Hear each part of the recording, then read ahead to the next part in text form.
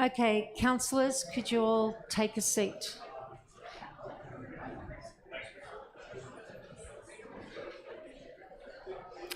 Okay, I declare this meeting open at 7 p.m. This is the ordinary council meeting, and welcome everyone to this evening's meeting at Ku-ring-gai Council. Now, as we are yet to hear from some of our speakers who have registered to speak, I'd like to move a motion to adjourn the start of the meeting to 8:30 p.m. and we will go back into the public forum at 7:15 to hear from the rest of those speakers. So if I could get a mover from the floor, I have Councillor Martin Smith moving and a seconder, Councillor Kim Wheatley.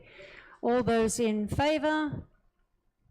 That is unanimous. Okay, we will see you all back at 8:30 for the council meeting, and the public forum is 7:15. Thank you.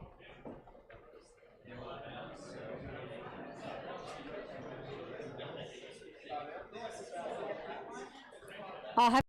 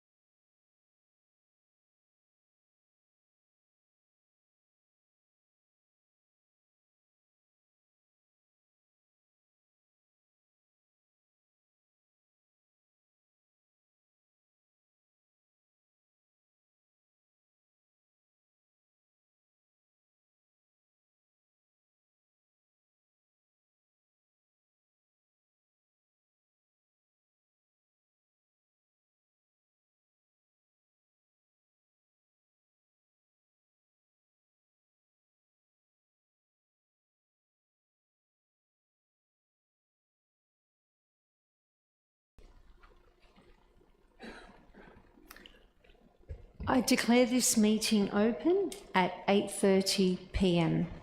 and welcome everyone to this evening's meeting of Ku-ring-gai Council. I'd like to acknowledge the traditional custodians of the land on which we meet today and pay my respects to elders past, present and emerging. I extend that respect to any Aboriginal and Torres Strait Islander people here this evening. As councillors, we are entrusted with the responsibility of representing the diverse interests of our residents. Let us work together in a collaborative spirit, respect diverse opinions and seek common ground for the good of Ku-ring-gai. Before we begin, I'd like to outline a few procedures in relation to this evening's meeting of council. This meeting is being recorded and webcast live on council's website. Only councillors and council staff will be shown on camera. Attendees must not make a recording or photograph of the meeting without prior approval. Council meetings are open to the public as observers only. In line with the Code of Meeting Practice, members of the public have had an opportunity to address council via the public forum. Council may close part of the meeting to deal with certain confidential matters in accordance with Section 10A of the Local Government Act. These discussions will not be open to the public and will not be webcast. All attendees must comply with the Code of Meeting Practice and other relevant council codes, policies and procedures. Attendees must refrain from engaging in disorderly conduct, publicly alleged breaches of the council's code of conduct or making other potentially defamatory statements. Councillors, council staff and members of the public must ensure that mobile phones are turned to silent during the meeting. Councillors and council staff must declare and manage any conflicts of interest that they may have about any item of business that is on the agenda this evening. I will start with apologies. Are there any apologies for councillors? Yes, Madam Mayor. Councillor Matt Devlin, if you could just wait till I call your name. Thank you, Madam Mayor. I received a message from my ward colleague, Councillor Pettit, and he sends his apologies for the meeting. Okay. Did you have a reason stipulated for the apology? None was given. Okay. Do I have a seconder? Councillor Cedric Spencer. So we have a mover. So we have a motion to accept all apologies and grant a leave of absence. I will put that to the vote. All those in favour? That is unanimous. Are there any apologies for staff? Madam Mayor, the Director of Community is an apology. She's on leave, and the Manager of Corporate Communications is acting in that role this evening.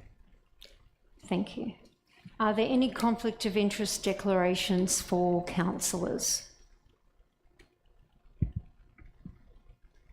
Now, please confirm if the interest is significant, non-significant, pecuniary or non-pecuniary, and the nature of the conflict.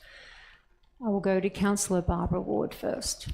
Thank you, Madam Mayor. I declare a non-pecuniary, non-significant interest as I live in Gordon, but not in the Todd nor the alternative area. I will stay in the chamber. Thank you. Councillor Indu Balachandran.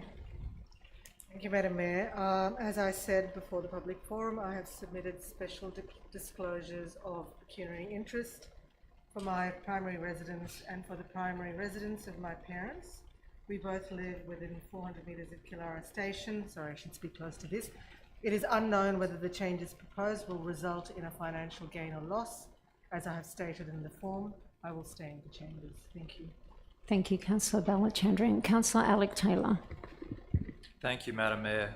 I have a significant pecuniary interest relating to the Todd preferred scenario that we're considering tonight, as my primary place of residence is affected by the proposed planning controls and may result in a financial gain. In line with Section 4 of the Model Code of Conduct issued by the Office of Local Government, I am making a special disclosure tonight. I will remain in chambers to consider the matter and have submitted the associated form to the General Manager. Thank you, Councillor Taylor. Councillor Sam Nye. Thank you, Madam Mayor. I'd like to make a non-significant, non-pecuniary disclosure. My parents-in-law live within one of the Todd precincts, and as a result of what's proposed here tonight, they will have a minor adjustment downwards in floor space ratio. I intend to stay within this room. Thank you. Thank you, Councillor Nye. Are there any conflict of interest declarations for staff, General Manager? Madam Mayor, there are no declarations from staff. Thank you. Are there any documents circulated in the Council's papers, which is referred to as the Greens, to be dealt with at the appropriate time during the meeting, General Manager? Madam Mayor, there is a confidential memo that was distributed today from the Director Strategy and Environment on the Todd Alternative Post-Exhibition. Okay, so just highlighting the remaining confidential, are there any reports to be considered in a closed meeting and not released to the press and public? Madam Mayor, there are no reports, but there are some other documents that have been distributed to councillors. They consist of consolidated submissions from the public, which are confidential in their entirety, and also the confidential memo that I just referred to from the Director Strategy and Environment. Would we refer these as GB1 attachments, potentially? Yes, Madam Mayor. Thank you, General Manager. If I could seek a motion that the reports remaining confidential, if I could have a mover. I've got Councillor Taylor and seconded by Councillor Indu Balachandran. All those in favour? That is unanimous. Just with the confirmation of minutes, the minutes of the March ordinary meeting will go to the next April ordinary meeting for confirmation. Petitions. Have any petitions been received by councillors or staff? No, no petitions. Now we'll move on to general business. We have one item on the agenda, which is GB1, which is the Todd Alternatives Post-Exhibition Preferred Scenario Master Plan and Implementation Strategy. I will move that GB1 item. Do I have a seconder? Councillor Sam Nye seconding. Okay, so we can start. I've got a couple of questions that I would like to refer via you, General Manager, to the relevant director, if I may. I'm assuming this will be to the Director of Community, or Virginia Leaf, who was actually acting on behalf. So if I could give you this question, if you could provide a detailed answer, that would be most beneficial. From a community engagement perspective, can you explain the process to date and the survey results and how we got there? Thank you, Madam Mayor. So during November and December, a comprehensive engagement process took place. This involved a representative survey for community members from Gordon to Roseville wards, 2 recruited representative workshops for community members from Gordon and Roseville wards, a detailed web portal including maps, an opt-in community survey, 2 public meetings, 2 community drop-in sessions and written submissions. And they were promoted, and a letter, was also sent to all of the Gordon and Roseville ward residents and landowners. And this was supported with publicity via a printed brochure, a letter, as I said before, press advertising, social media posts, e-newsletters, and the council website. So, bus shelters and banners. Thank you. So through you, General Manager, I've got a couple of questions for the relevant director, which I believe is Director Andrew Watson. The first question: why did you develop the chosen scenario that we are being voted on today that differentiates from 3B, which was one of the original scenarios that went out on public exhibition?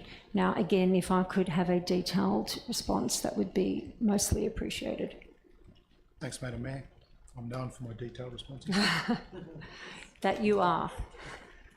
A number of scenarios went out at exhibition. It was always the intention that council would take on board the feedback it got. So a lot of the feedback we received during exhibition has been built into 3B. All of the scenarios put in exhibition included ranges of things like height and floor space. So they were never fixed, they always had to be refined. So in the meantime, we've done some additional work in terms of feasibility, viability. That's been fed into the final scenario, as well as just testing the numbers through a modelling arrangement. We've tested some of those models with the Department of Planning, Housing and Infrastructure. So that's led us to the preferred scenario. So there's elements of a number of different scenarios built into the preferred scenario. The consultation done in November, December last year was never about picking and sticking to one scenario or the other. It was always going to be an iterative process, and that's what we've done. Now, in some cases, that's led to height and floor space being dropped in some precincts, and in others, it's led to decreases. So overall, we're still measuring an improvement in our minds, an improvement against the original Todd scenario, and we believe we've stuck to the 7 principles that Council applied to the development of the first couple of scenarios, Madam Mayor. Thank you, Director Watson. I have one more question for you. What is the SSD, which stands for the State Significant Development Process? And can you confirm that 1, we are not the consent authority, and 2, what controls are there that are applicable to this process, and how does this relate to Council? Through you, Madam Mayor, there's a number of ways by which developments in Ku-ring-gai at the moment are being fed into the SSD pathway. The bulk of the ones that are mapped, the 9 mapped in our report, all include the bonus floor space and height, so they automatically become SSD developments. And the one that is different to that has gone through the Housing Development Authority process. So that has been a separate declaration to the other 9. Now, Council isn't the consent authority for any of those. They would all go through and be assessed by the Planning Assessment Commission. And it's not uncommon. Lots of seniors living developments, for example, in Ku-ring-gai. The hospital, Naringa Hospital up at Wahroonga is another example of a reasonably recent SSD. The Sound Hospital, so not an irregular process, something we're used to. What we're seeing now is more than we normally get, and of a greater scale. So 2 different pathways. None of them at the moment are at the stage we would refer to as being saved in the event a new set of controls comes in.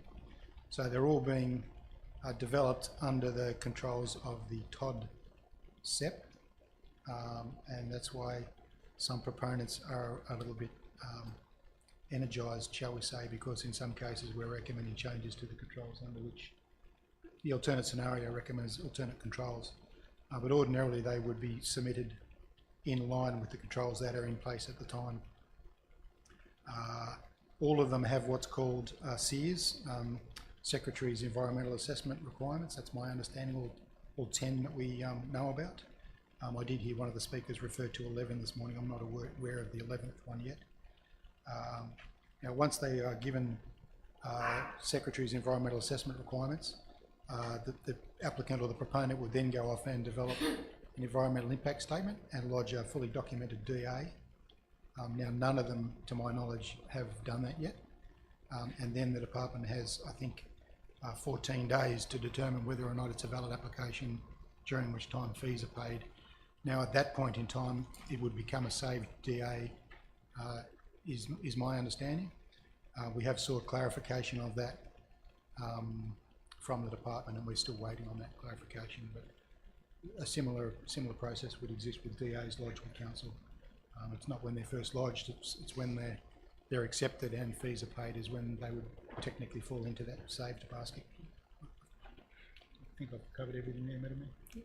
Thank you, Director Watson. I will go to the seconder, so Councillor Sam Nye. Thank you, Madam Mayor. I speak with conditional support for the officer's recommendation covering 3 parts. First, how we reach this preferred scenario. Second, its strengths and weaknesses. And third, the next steps. So how did we get to this preferred scenario? Last year, Council sought feedback on 5 scenarios designed to provide 22,500 additional dwellings around 4 train stations. Council made it clear that these scenarios were designed to meet 7 planning principles, with feedback used to select and enhance a preferred scenario. Our open survey received over 4,000 responses, which reduced to 2,946 after filtering out bots and duplicates. We also ran a representative survey to better align with local demographics. In both surveys, the government's default 400-metre circle only attracted a quarter of support, while 3/4 preferred options that adopted Council's 7 planning principles. Scenario 3B, which preserves many HCAs by spreading beyond the circle, was most popular with over a third in support, and Scenario 2A, which preserved 78% of HCAs by providing moderate height, also had a fifth of respondent support. Combined, 3B and 2A represented over 50% in surveys, and in separate workshops where residents had the opportunity to explore the implications and make an informed decision, 3B and 2A had over 80% support. So tonight's scenario is based on 3B, borrowing elements from 2A and resident feedback. Now, this new scenario addresses many concerns raised by residents. The largest concern was transitions, where residents do not want 9 stories overlooking their 2-story home. The current state government TOD has 287 properties overshadowed by homes over twice the height. However, the revised scenario reduces the impact by 93% to just 21 properties. The second and third largest resident concerns were the impact on environmentally sensitive areas and urban tree canopy.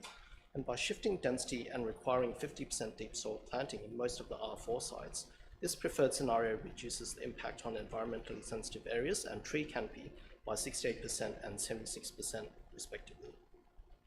Over half of respondents wanted to protect heritage conservation areas, and this scenario improves on the government default by 80%. Furthermore, where heritage items are surrounded by development, landowners gain development rights as part of a consolidated development if they negotiate sufficiently hard enough with developers, and I believe this is a much fairer outcome.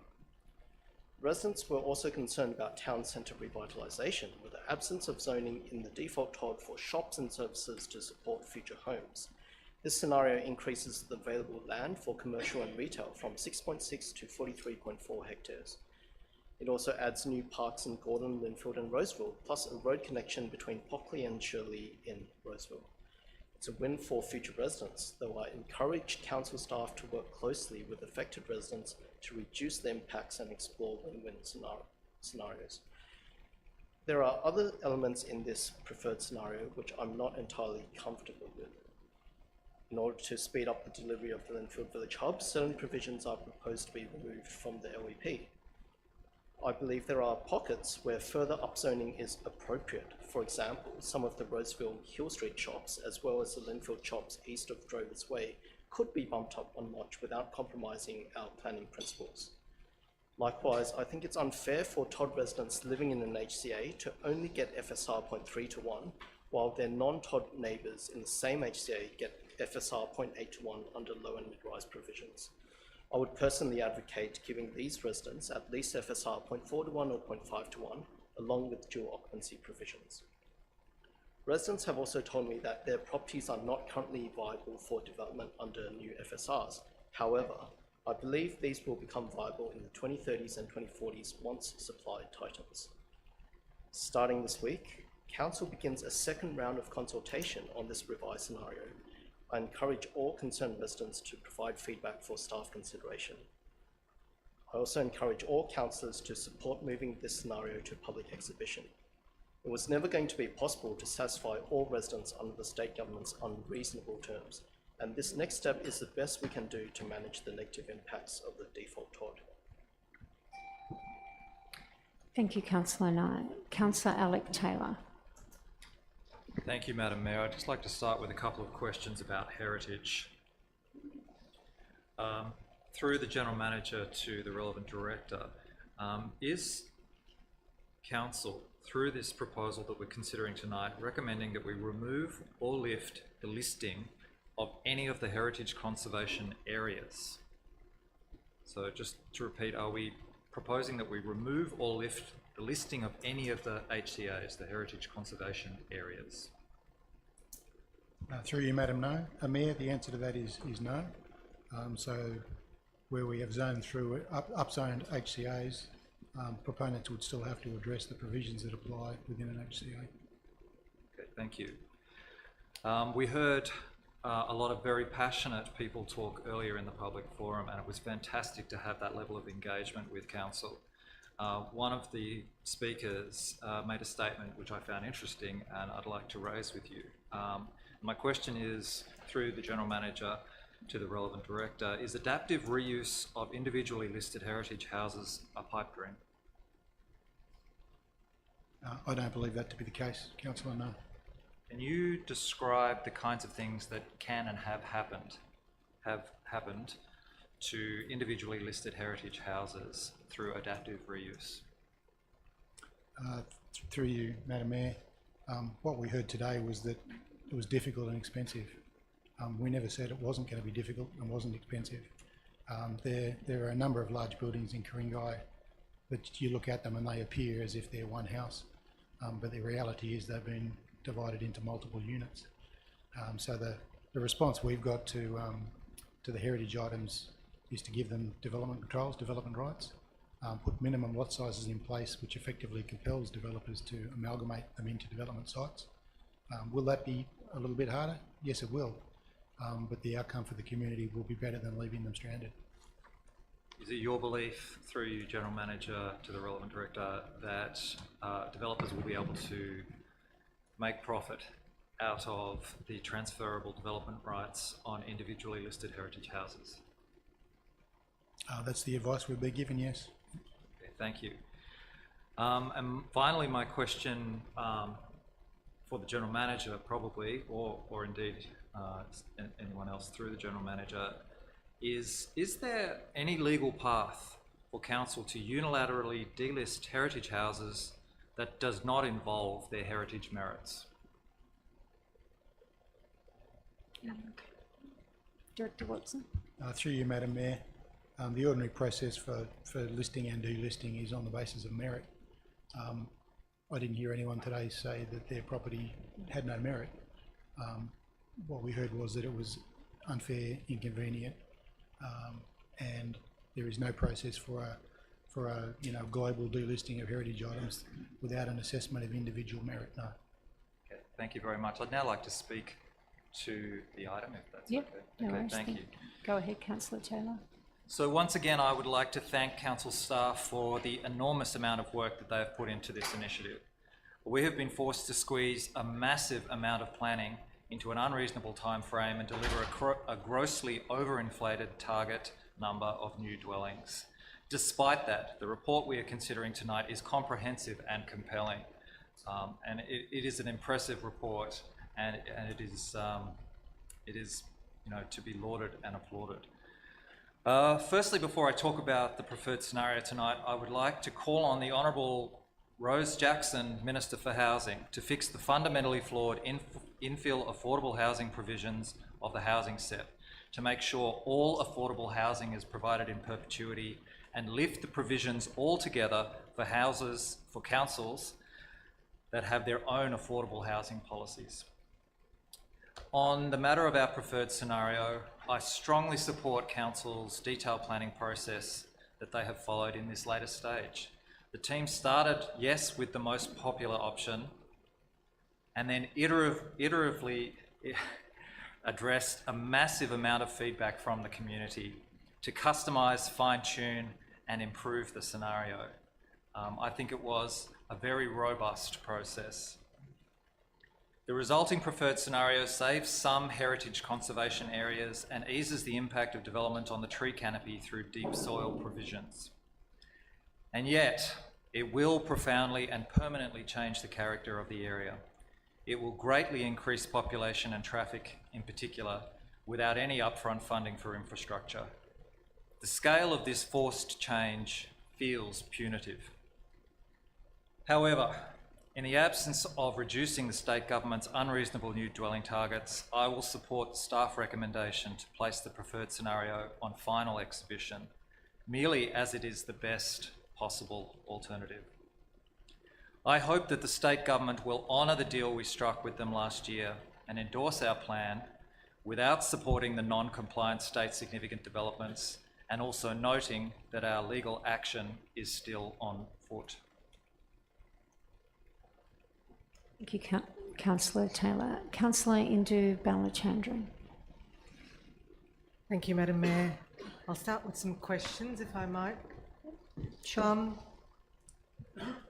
Today we heard, and I'll let the General Manager triage the questions.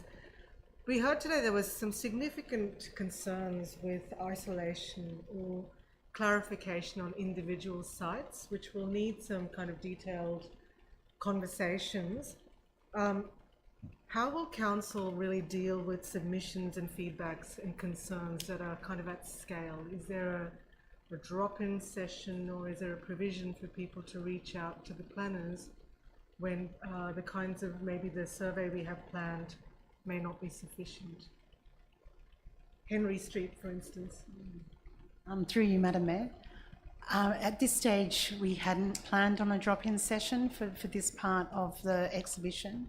It's still going to be comprehensive, but mainly online. However, we are going to have a roster of planners available throughout the exhibition, so they will be able to talk directly to residents on that. But if the council would like a drop-in session, I'm sure we can organise it. Thank you very much. The second question is about the traffic studies, which I believe we have commissioned. I'm wondering when they will become available. Through you, Madam Mayor, it was never the case that the traffic studies were going to be available for this piece of work. They're largely to inform a future contributions plan arrangement. I think the point was made by a couple of speakers today that it is transit-oriented development. It's supposed to hang off the train stations. The reality of our road network is that there's not substantial capacity to increase the road network fundamentally. So it's about trying to make local improvements where we can. There won't be wholesale widening of the Pacific Highway, for example. There won't be wholesale additional new entry points from the Burgoyne Street Pearson area onto Monavale Road. None of those things are actually going to be feasible or possible. So those studies will become available over time and be fed into a contributions plan arrangement, bearing in mind that the TOD controllers are effectively in place with about the same number of dwellings, and there are no significant network improvements or upgrades attached to that at all. So anything that flows out of that other piece of work will be an improvement in addition to what's currently available. Thank you. This is about community engagement and communication. The next question. Residents have advised that the papers as they stand just have so many detailed maps, and have requested that there will be a set of maps in the summary, but also an extra high resolution set of papers when it goes on public exhibition. Could you just clarify that? Through you, Madam Mayor, that's a fair observation. So what will go on exhibition on probably Wednesday this week will be a summary document, which draws attention to the implementation strategy and the key maps out of the SJB report. There will be both a high and a low res option for maps on the website. Anyone wandering around on a device on Wi-Fi, shouldn't expect to be able to see the high resolution documents, but they'll certainly be able to download those at home. So yeah, both will be available, and there'll be a summary document. But the key things we're seeking feedback on are really the implementation plan, which from the SJB work is only one page, one A3 page, and there's a series of height, floor space, active street frontage maps. So the bulk of the SJB work is a narrative. It tells you how we got to where we are, but you really, I think, talking from memory, sections 5 and 6 of that report are the key ones. They'll be dragged out up front with supplementary or supporting documents attached to it on the website. Thank you. Then the next question follows on from Councillor Taylor's queries on the heritage listed properties. We heard some very significant concerns, and I suppose the benefit of our alternative scenario is to manage the impacts on our own communities' lives. So really, I suppose, to ask the transferable development rights and lot sizes effectively, I understand, are intended to compel, in some ways, developers to incorporate heritage listed items into their development. So the question I have really is, how compelling are they? Or let me put it another way, can developers still go ahead and put developments next to heritage listed items and isolate them? Through you, Madam Mayor, if the owner of a heritage property doesn't wish to sell to a developer, there is nothing compelling that to occur. There's a lot of practice in the court in relation to what's called isolated sites. Those principles would still apply. But in the event that somebody doesn't want to sell, you can't compel them to sell. But a developer would have to demonstrate that they have tried. But in some cases, I suspect it might be possible to demonstrate that. The listing of a heritage property, the 7 principles on which properties are listed, doesn't actually include context. Their significance relates to the building itself. In Ku-ring-gai, we've traditionally had heritage items that sit in conservation areas, so they have had context, but that isn't necessarily one of the assessment criteria, no. Following on from your comment about developers have to try and buy heritage listed items, do they have to try and buy them for $1, or can they? Is there an expectation that they are trying to buy them at some kind of market value? What does that trying entail? Well, they have development rights, so that market value is effectively the same as the block next door. Okay. So they have the same height, same floor space. Thank you. How do SSDAs consider the kinds of controls we're proposing for heritage listed items? So would they also have to consider and take into consideration that they're next to a heritage listed property and be compelled to try and buy them? Through you, Madam Mayor, at the moment there is no compunction under the TOD for that to occur. Earlier, in response to an earlier question, it was pointed out that we'd had a fairly extensive consultation program since November last year through December. We've in fact had a very detailed public engagement program and education program since January last year, and we made the point very early on that in fact all the claims about the TOD having to deal with heritage, we said at the time, and we were, we was told that we were being untruthful. Frankly, all of those things turn out to be true. There is, of all the SSDs, it strikes me that there is absolutely no acknowledgement at all that they sit within conservation areas or next to heritage items. So we were criticised at the time for conflating the problem, but everything that's come to pass, unfortunately, is reflective of exactly the way we said things would unfold. So will the SSDAs under the new regime, if it goes through, the regime we're proposing, will they have to consider the controls we're proposing?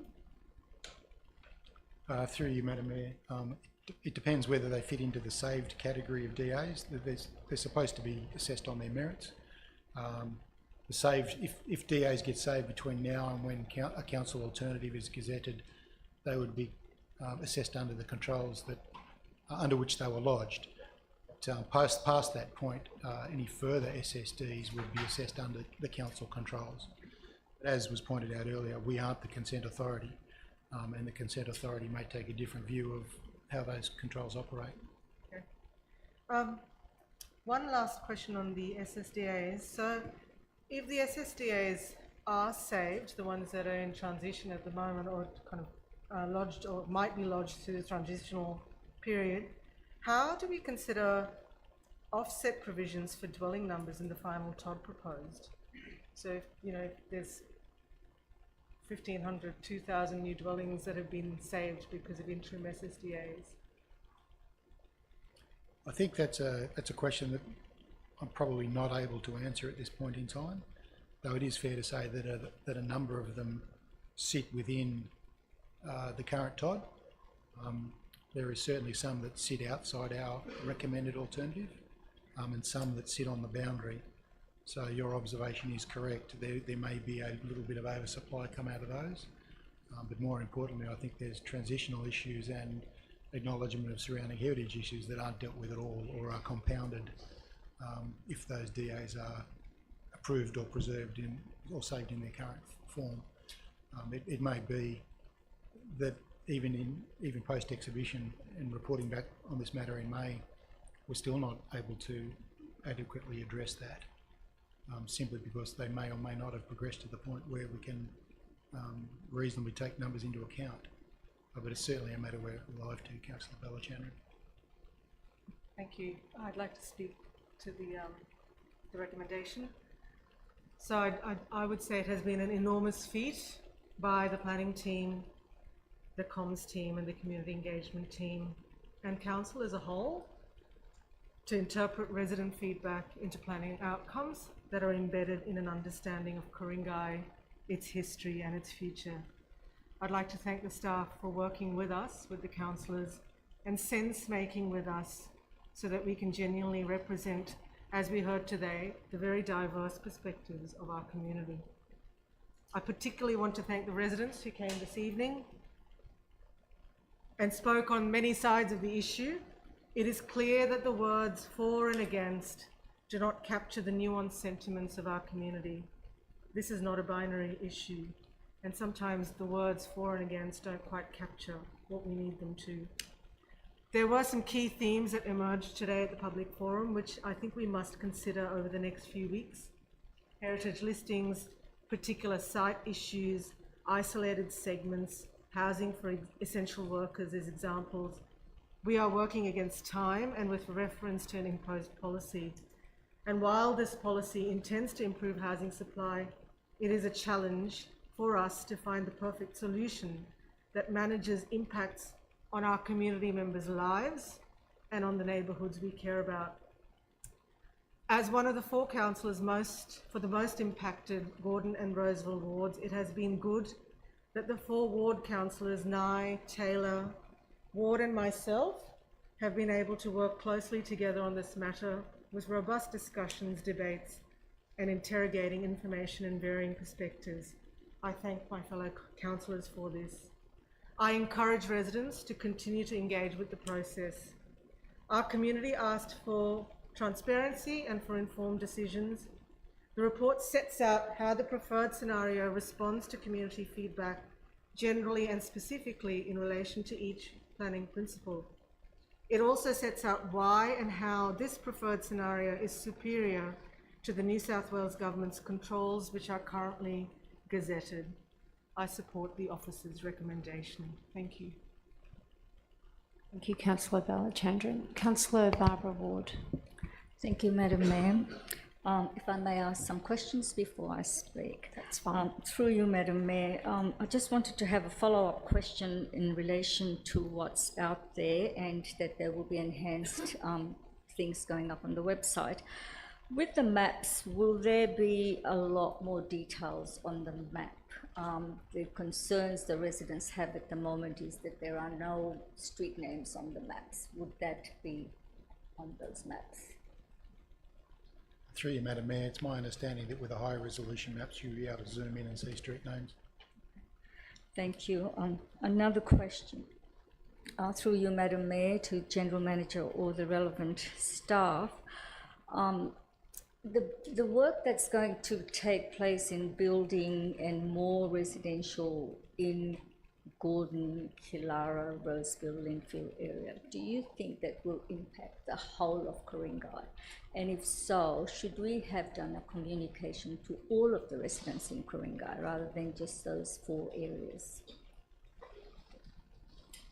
Through you, Madam Mayor. I believe that the communication has gone to all of the Ku-ring-gai residents. Certainly there's been targeted communications to the Gordon and Roseville ward, but however the e-news, for example, goes out to 38,000 email addresses and they're all over Ku-ring-gai. The bus shelters were all over Ku-ring-gai.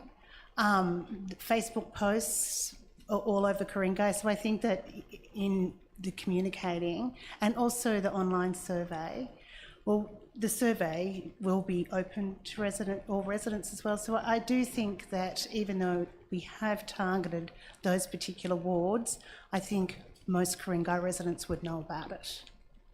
Thank you. Just another question, sorry, Madam Mayor, through you. When we were putting forward this proposed alternatives, why did we not look at the spread into Killara and Roseville areas a lot more than just concentrating in the Gordon area? There appears to be not much in the way of balance across the four suburbs. Director Watson. Through you, Madam Mayor, I think that's a fair observation, but it was always understood in the chamber that that would be the likely consequence of coming up with an alternative. There is a hierarchy of centres. Gordon is clearly the most significant centre in Ku-ring-gai, albeit, as a couple of speakers today observed, it's past its heyday, and there is significant regeneration that's occurred in infield in particularly the last 5 to 7 years. A place like Killara has frankly no centre at all, and as was observed before, the TOD is a housing policy, not a centres policy. It's very difficult to create a centre where there isn't one. We have attempted to do that at Killara. The consequence being, of course, that you end up with a two-centred centre. There's a lot of, well, not a lot of, there is some capacity on the Pacific Highway which we seek to take advantage of, and there's really not much opportunity. But again, we've sought to make the most of it around the corner of Marion Street and Colworth Avenue. It was always going to be the case that there's some very high quality HCAs, particularly on the eastern side of Killara. So it was always going to be a consequence that particular attention be put towards saving those, which has always been known to council and is reflected in the plan we've put forward tonight. To a lesser extent, the same kind of principles apply in Roseville, though there is more of a centre in Roseville, particularly. But when you get down to the western side of Roseville, frankly, there was a lot of disagreement among the residents there about whether there should be development or not. But there are biodiversity issues, there are bushfire issues, there are access issues back onto the highway. So you see more development at Roseville than Killara, but less than perhaps we recommended in our original 3B option. So again, we would say we've balanced the feedback we got with viability issues and with practicality of natural constraints that occur down there. Thank you. Just one more question through you, Madam Mayor. Go ahead, Councillor Ward. Just a segue to the HCAs. The question that's asked by many residents is that why are some of the HCAs were not in the TOD, but they are in the council's this proposal, and how did you come up with that? Which HCAs should be in and which HCAs should be out? I think I'm not going to pretend that dealing with the HCAs was easy. Our heritage staff weren't prepared to sacrifice one against another on heritage grounds. So frankly, we had to make planning decisions about which ones were to be upzoned or downzoned. So you take Wolseley Road, for example, and I use that simply because it illustrates the point. It's very close to the train line. It's between some existing high development on the Pacific Highway. It had no individual heritage items in it, and it was bleeding into other development on the other side of Wolseley Road. So a place like that, while the heritage planners would say it has heritage merit, there are a number of things from a planning perspective which saw it as being viable or liable or available for development. So to more or less an extent, the same kinds of sieve was run over other precincts that we've decided to allow development occur in. It wasn't an easy job, no, Councillor. Thank you, I appreciate that. Madam Mayor, I just have a couple more questions, if I may, please, through you. Tonight we heard a lot of people talk about their own individual cases, and it's predominantly around their HCAs. I know there is a cynic in some people saying, well, they're all looking after their own property. Well, why won't they? It's their livelihood, it's what they worked for, that's their hard work that's gone into it, they're getting old, that's what they want. How do we as council reconcile to that? And it's a hypothetical, I don't expect you to answer that if you don't have an answer, but as human beings, as people, we are all community here. We councillors are the residents, we are the community of Ku-ring-gai as well. How do we reconcile? How do we help these people to overcome what is going to be their livelihood impacted in a major way? I don't know that I can actually reasonably answer that question. We were given 7 principles on which we would develop our scenario. One of them wasn't who wins and who loses on the individual property stakes. That's not a normal, it's not a planning consideration. We didn't create the circumstances under which rights were randomly given, but unfortunately we were put in a situation where in some cases we've had to take them back, and we did that on the basis of 7 principles. Appreciate that, thank you. I'd just like to speak now, thank you, Madam Mayor. Go ahead, Councillor. Madam Mayor, firstly, I'd just like to say I commend the staff who have done an enormous amount of work since it was brought upon us in end of 2023. I know that staff who were on holidays had to come back and work on this, and that's been a constant. So I commend the staff on the hard work that they've done, each and every one of them that have really pulled together and have done their very best. And I know it hasn't been pleasing to everyone in the community, and it's never going to be that way, but I want you all to know that I do appreciate it, and I do know how much work you've done. We are in this position today, and the residents need to understand this, that we're not in this position today because it's something the council wanted to do. This is where we are today is because the Minns government put this upon us, which is now compromising the very nature of where we live, work and play. It has a huge impact on our national historic significance in the Ku-ring-gai area. We all live here because we love what we see, what we do. And the council has always tried to do its very best to ensure that we maintain that level of service that is here.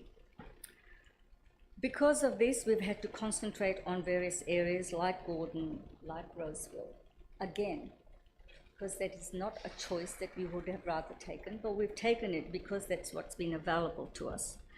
The Minns government is not coming to party with us, and many people, some of the residents have said, oh, you need to talk to the government. Well, we have talked to the government, but we have not been able to come to a proper decision. The overdevelopment will lose the character of our area. The strain on infrastructure and the community services, there are no additional funding. Environmental and sustainability concerns remain, and it will continue to remain.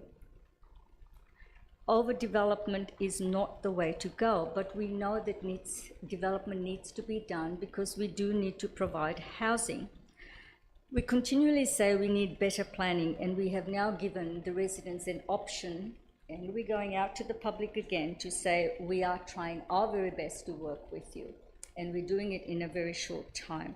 So once again, I'd like to just say thank you for all you've done, and I commend the recommendation. Thank you, Councillor Ward. Councillor Martin-Smith.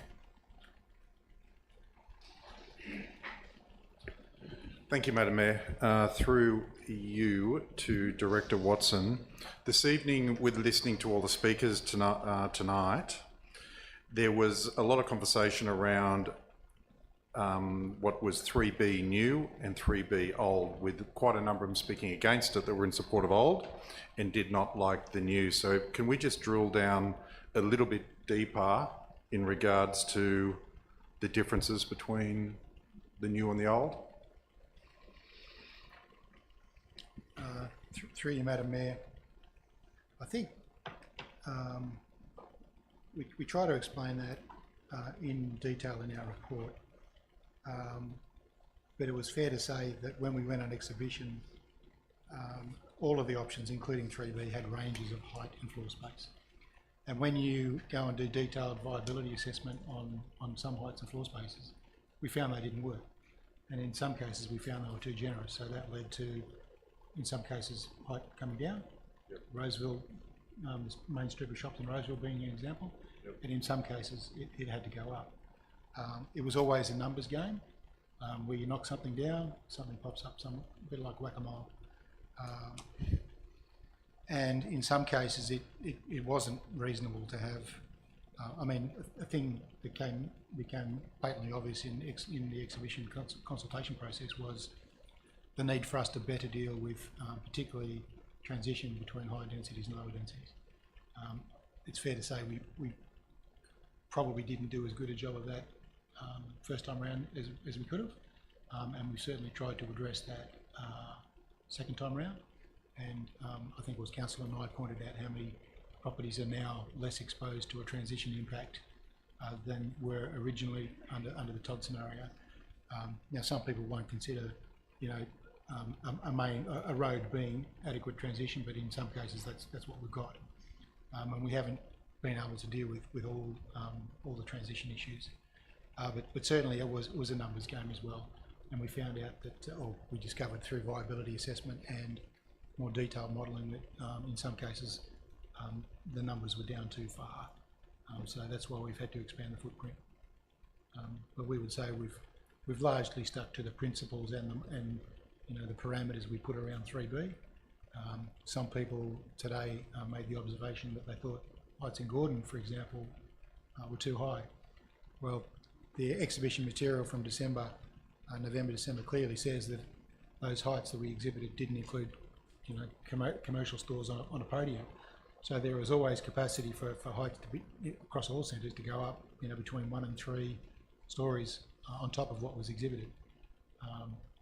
So we would say that we've worked within ranges, we've narrowed things down, and that's where we've landed on 3B. Or sorry, the preferred alternative, having developed from 3B. Fantastic. Just on another note, if I could back through you, Madam Mayor, to Director Watson, could you just further explain what this council and the staff have put together in regards to the developer incentive to incorporating heritage items, because that is obviously one of the biggest issues that we've got here, where they're getting ring-fenced. What we've put in place in regards to giving a bit better FSR or allowing an increased FSR?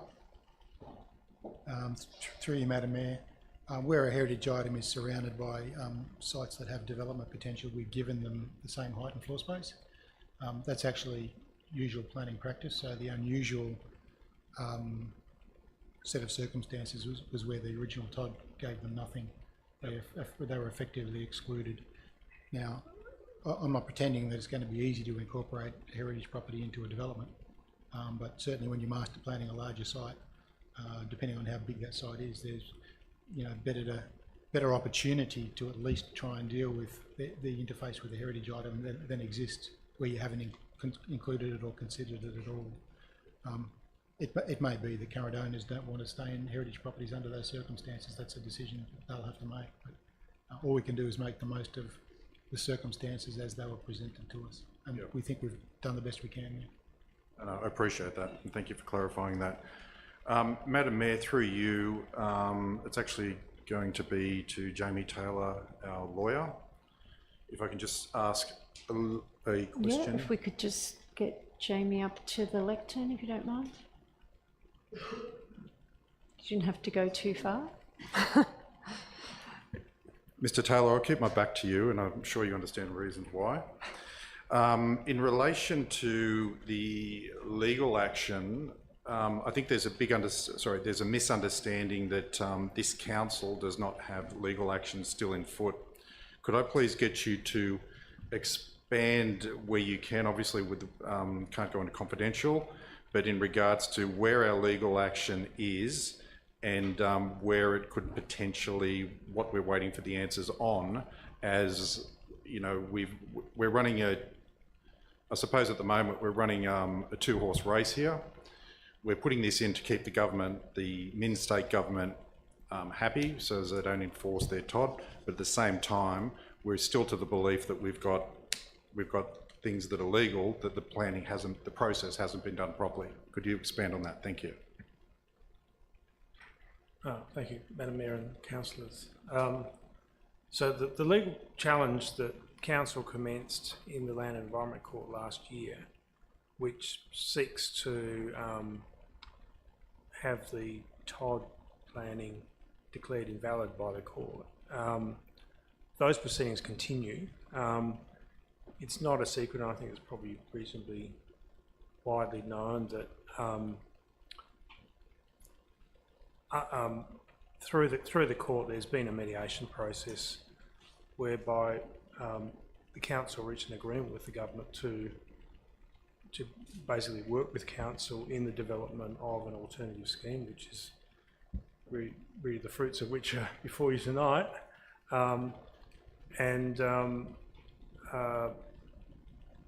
There's the understanding that if the council comes up with an alternative scheme that's acceptable to the state government, it might be they might be prepared to implement it in place of the TOD. But notwithstanding that agreement, the proceedings continue, and the court's been making ongoing orders to prepare the matter for hearing. It's already at quite an advanced stage. The council's evidence has been filed. The state government's evidence will be filed in coming days. And in early May, the court will be having the matter back before it for directions, where it will be considering allocating a hearing date. So if council is successful in those proceedings, ultimately, that they get heard and determined in our favour, it would mean that the TOD set aside, but the state government's planning powers continue. So I think, you know,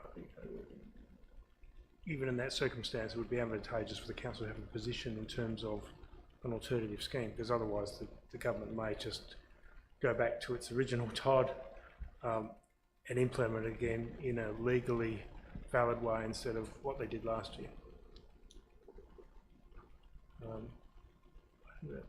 Hopefully that answers your question. That does, thank you. Madam Mayor, I would like to speak for the staff recommendation this evening. I think here tonight the council staff have actually put together a very comprehensive report, and I think explains a lot to the community, and we hope that that gives them some comfort that we are doing everything possibly we can in this particular situation. I think it's also important to recognise my ward councillors that are both representing both Roseville and Gordon Ward, who are heavily impacted on this. I think that all the points they brought up this evening were very important, and it goes to show that they are listening to their community. I also would like to thank all the people that spoke here this evening, that have sent emails and written letters and so forth, that putting their position forward. I think what the residents that are being very harshly dealt with by the Min's government, as Ku-ring-gai is the one that's been most impacted with 4 stations so close to one another, and the amount of development that will cause congestion in this whole electorate, I think is very, very poor, and hopefully the Min's government will be held to account for it at some point. I think that this council's done everything it possibly can to protect what is important to Ku-ring-gai, and that's both heritage, trees, environment and a livability. That is what we're here to do today. Unfortunately, as a council, our hands are tied behind our back with the state government. The Labor state government has continued to tie our hands back further and restrict us further in what we can do and what we can help our residents with. I think that it's important to note that as councillors here this evening, we have a very uncomfortable position where we're going to have winners and losers here tonight. We're going to have people that are capitalising off this, and we're going to have people that are going to be losing a lot of money and are basically being expected to sit on a heritage property at their expense for really a local area, our council, but also for the state government. But unfortunately, the state government won't recognise that because they don't hold that to any value in Ku-ring-gai.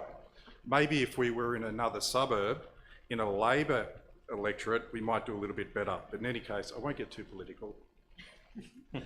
Putting that aside, I think this is the best that we can do in this situation. I'm going to use a really awful thing here. We're in a shit sandwich. Do we want white bread or brown bread with it? So we've done the best we can.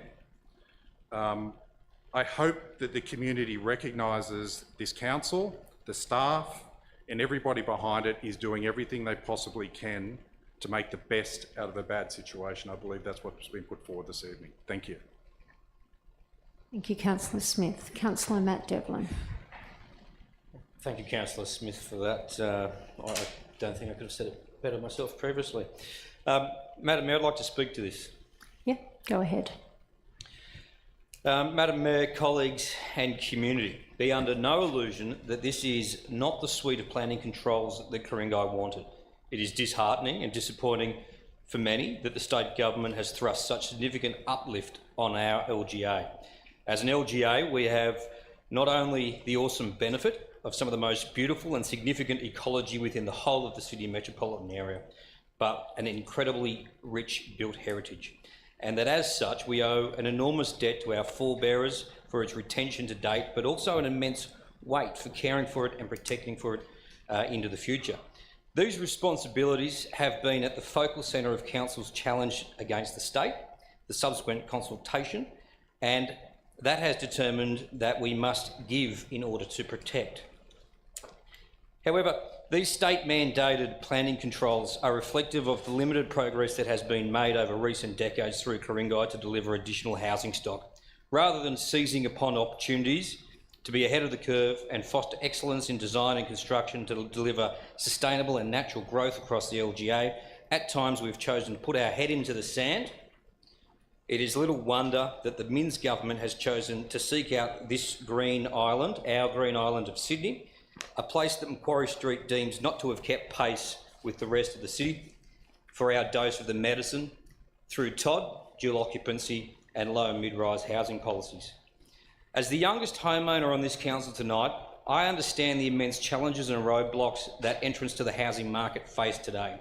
I understand what the state government is trying to achieve. I am just, like many, not excited about the methodology being deployed.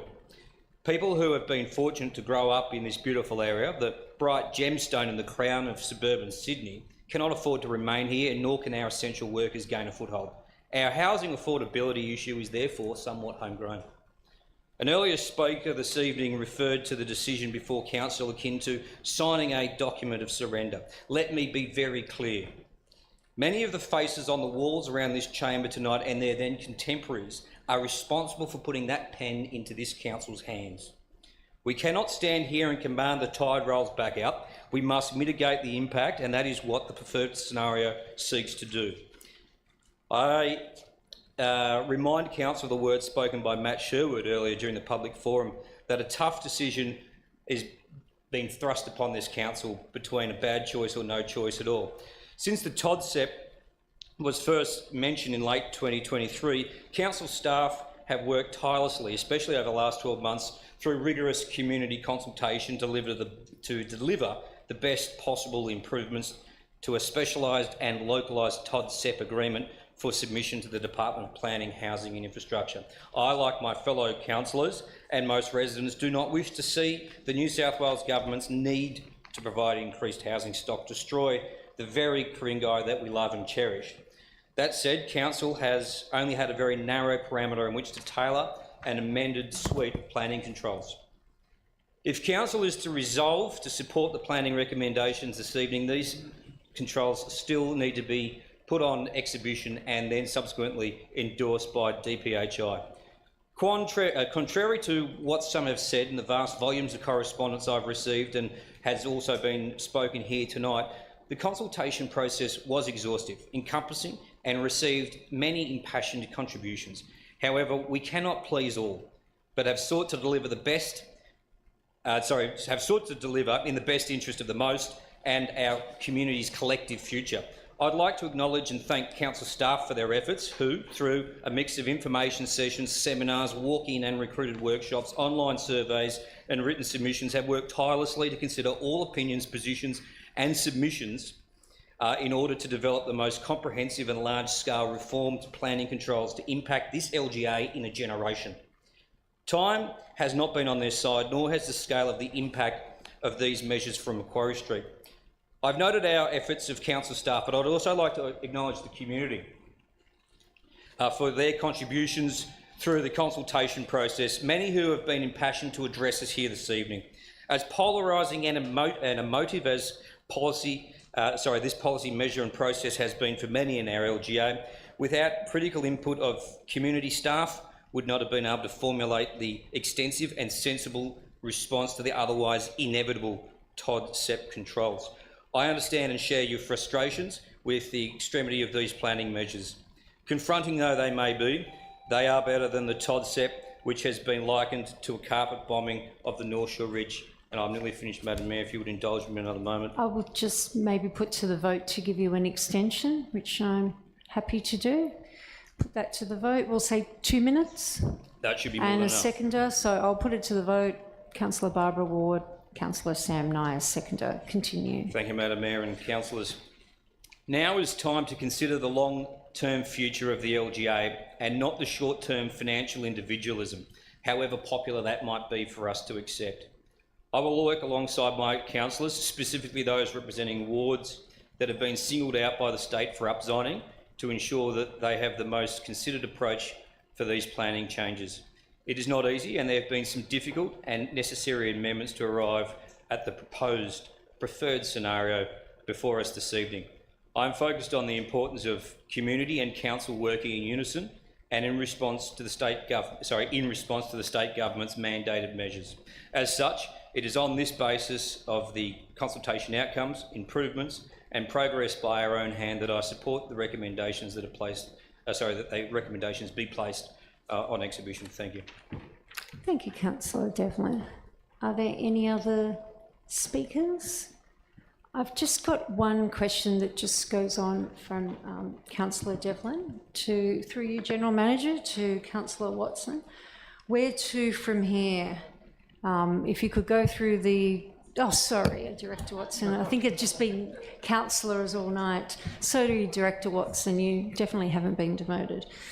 Now, where to from here? What is the timeline? If you could go through the exhibition, including presenting this option to the state government. So what are we looking at? I know this is predictive, but could you do your best? Through Madam Mayor, I think we might tag team this one. Okay. We might tag team this if you're happy with that. Yep. At this point in time, we're looking at going on exhibition for 3 weeks from Wednesday this week.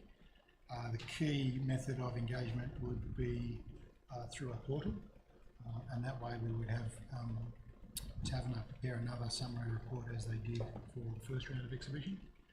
There's a section in the report towards the end that deals with steps forward.